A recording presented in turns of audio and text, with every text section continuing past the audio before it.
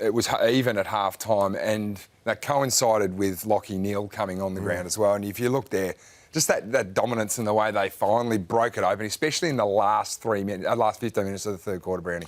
Absolutely. Were you surprised, the two midfielders here, were you surprised at the move to go with Neale as the sub instead of starting him? Yeah, I was. Yeah. I just think, but I think they weighed up every single situation that they could. And, you know, from all reports, they tried as hard as they possibly could to break his calf. And he got through everything that was required. So I think they didn't panic. I think if they had have shown a bit of panic, they would have started him. But it worked out to be the perfect type of game to come into. It was still in the balance at half-time, but you knew you had the experience and the calmness of Lachie Neale to come in after half-time. So they were going to bring him in earlier if need be. So if the Lions were down on the scoreboard, they would have brought him in during the second quarter at some point. And they probably knew that it was going to be Marshall, unless they had an injury. Yeah. But I think playing him, like, having him come in at half-time just made a lot of sense because it actually took him a while to get going in the third quarter. And in the he had 6 touches, a couple of clearances. But in the last quarter is when, you know, the last couple of minutes of the third quarter and the last quarter, it was as good as anyone's ever been in a grand final in that patch. How brave is it from Chris Fagan, though, Brandy? He's nearly your best player. Yeah. And he says he's fit. He goes through all the tests, as you said there, to sub him or have him as the sub. Yeah, but they had to play him, so it didn't matter whether he was a sub or not. I think they took confidence out of Josh Kelly's performance in the first final against Hawthorn. Kelly's third quarter was unbelievable. They knew he couldn't survive 4 quarters, so they started him as sub. I know a couple of staff members mentioned Kelly's performance to me, so clearly that had come up at the selection table in regards to Lachie Neale and how to start him. And I think as you come on as sub, clearly there's fatigue with the players that are already out there. So spot on. So he might have found it a little bit easier, certainly in the second half rather than the first half. And it was communicated about how little he'd played, how long it had been since he played a full game of footy. So when do you want your very best players there? You want them there when the game needs to be won, not when they're flailing. And that might have actually been the case if you played him from the start. Getting a lot of things, you can't get everything right, but if you get more decisions right than wrong, you're going to set yourself up. And clearly, the Lions' preparations, the way they went in tactically, the way they wanted to set their matchups up, and how they used Lachie Neale was, they're all ticked. Because it was red hot in the trenches early. It was. So it might have been overwhelming for him, even a player of his veteran status.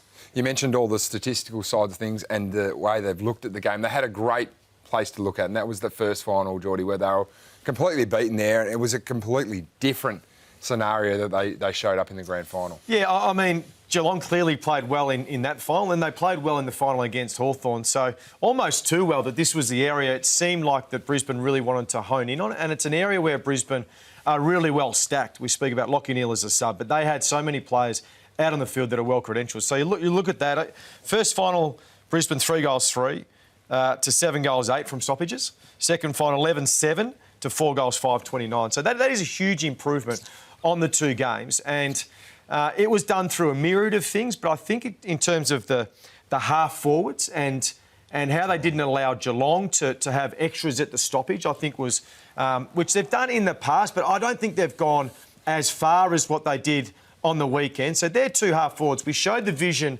last week on what Hawthorn did, and they allowed a little bit more space in terms of taking a spare half back off the back of the stoppage. It wasn't the case on the weekend. They went absolutely everywhere with the half forwards, and not only did that mean it was even around the stoppage, which meant that they're high pressure, but it meant they could chain out and bypass. You see there, De Koning. How many times have you seen pressure around the stoppage, a dump kick to a De Koning? We know Stewart wasn't there, but that type of thing here. Hey, my job is to go up on danger. He is now a half forward. This is where Hawthorn got a little bit confused. Push Fletcher around, so then you'll equalise. So I thought this was great coaching and great discipline. Once again, you use the leg speed from your half forwards, you bypass the spares of Geelong, and you don't play off a long pitch. You play off a really short pitch, and I thought it was. Is it glaring then? Because the 2 players you've highlighted there don't traditionally play spare behind the ball. That's Tom Stewart's job. Is this how much they miss Tom Stewart? Yeah, I think there's clear. But he was out early in the Hawthorn game, and they were able to generate a spare and defend the ball really well. I thought Hawthorn maybe dump kicked the ball a lot, but you just see here they're not prepared to go forward to an outnumber.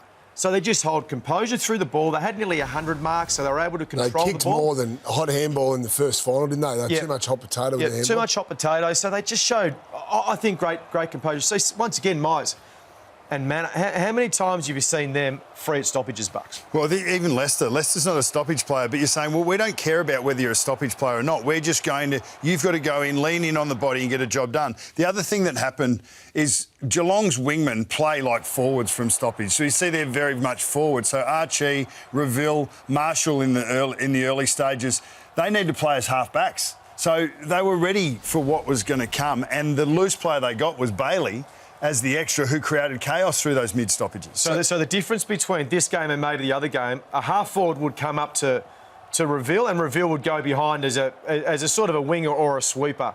They went wing on wing pretty much the whole day. So how much of a masterclass is this from Chris Fagan? We say he really put his balls on the line to pick Lachie Neale and play him as sub, and then he comes up and he devises this plan along with his coaching group, and they turn what was an area they got smacked in the first final, and they have done a demolition on the Cats. Two reasons that happened. One is what they did to them in the qualifying final and how well they were beaten out of stoppage in the qualifying final. The other is they go and look at the prelim and have a look what Hawthorn allowed, or Geelong were able to enforce on Hawthorn in the prelim. They just got their matchups right. So Starcevic on Dangerfield, Wilmot went all the way with Manor for the most part until Starcevic got injured, and the other one was Fletcher on Myers. Can I just say something? That's huge. So what they were able to do here, so Dangerfield, Myers and Manor had 9 clearances between them in the qualifying final. They were kept at 2 in the grand final. Incidentally, they had 16 against Hawthorn between the 3 of them. So I think that sort of damage that they were able to do coming up as forwards into mid-stoppage just reinforced to Brisbane. Yeah, they hurt us in the qualifying final. They went even better again in the prelim. We can't allow that to happen in the granny. Just quickly too, Wilmot and Fletcher want to be midfielders. So played into their hands beautifully. They're thinking, how good is this grand final day? Yep. We're playing where we want to be playing. Dangerfield, you could have got 1,000 to 1 odds at the start of the week after his final last week that he wouldn't get a clearance. Like, to go in, like, you would have been offered anything. Like, to think... But Lee put it on the agenda, Brownie. He said it's very hard for a 35-year-old to back up 3 weeks in a row. Yeah, and clearly he was hampered some degree and didn't do many centre bounce, which I was surprised considering that vision you just showed, and they got belted around stoppage, and he only did 9 centre bounce, I think, and that was close to 40 for the day. So that really surprised me, and that shows that he must have been a bit sore. As we know, there's no excuses. You know, like everyone, no one knows what the background story is, but you don't expect... That was a 10 out of 10 performance in the prelim, and even if he wasn't going to reach that, you'd still expect him to be a 5 or a 6. But that was a 2. You know, I mean, so that's a big drop off, which was a big part of Geelong not being able to put their game together. Having said that, they were close for... You know, the way they kept the game close for as long as they did was quite exceptional. Do you think it impacts the overall Patrick Dangerfield? I mean, it is a Hall of Fame career, potential legend career. A performance like this on the biggest stage as captain. He wasn't captain in 2022. No, I don't. I think in his mind he would be bitterly disappointed, as all A-grade champions of the game are. In my mind, it doesn't diminish what he's done in the game. But he would himself, and maybe Brownie's right. Maybe we don't know what is wrong with these players, but when you're out there, you're past fit. But no, not one bit in my mind. One player that did bounce back after a really poor performance in the first final, who was held well by O'Shea Mullen, was Hugh McCluggage. Yep. The tag didn't start there, Brownie. They started Atkins on him with O'Shea starting on the bench, but he finally came on and went back to him. But McCluggage, well, he got off the chain, had 14 possessions at three-quarter time, but in the last quarter, he was the one that really set it alight and blew the margin out. Absolutely, yeah. And certainly, no doubt his knee was hampered in that first final. Hampered him, sorry, but Mullen was unbelievable, did a great job. But, geez, he's bounced back hard in the last 3 finals, McCluggage. He was tagged by side bottom last week, and then on the weekend he was tagged by Mullen. So I went with him for about 3 quarters and gradually wore his way into the game again. But he was a lot more proactive. He was on the move. He's on his toes, moving around. Wasn't he? Yeah. That whole midfield group. He was ready for it. Absolutely. And so were his teammates. They supported him. But McCluggage only had 5 touches in the first quarter, but he had 4 clearances and 4 tackles. Yeah. And the 4 tackles really stands out because, OK, if I'm not looking for easy ball today. I'm prepared to go and win my hard ball the way that it's going to happen, and I'm more prepared than I was 3 weeks earlier. And his teammates definitely helped, and the way they set up stoppage definitely helped McCluggage work his way into the game, and his last quarter was exceptional. Well, the way they set up certainly helped him, but they look like a bit of a gang mentality with Oisin Mullen from Brisbane. You say McCluggage learnt a lot. I reckon Chris Fagan and his coaching panel learned a lot as well, because they went after Mullen every chance they got to just lay on him. Here's a goal here that McCluggage kicks, and you look at the Brisbane players come in. No Geelong player. Not one player goes and supports Oisin Mullen here. But McCluggage doesn't.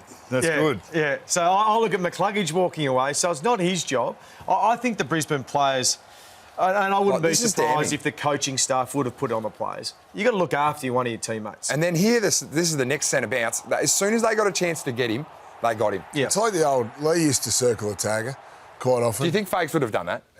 Wouldn't be surprised, because him and Lee are close, obviously. They speak a lot. And Lee was a master at that. The name would be on the board and he'd circle it and say, hey, every single one of you blokes is going to put some body on him every time you walk past him.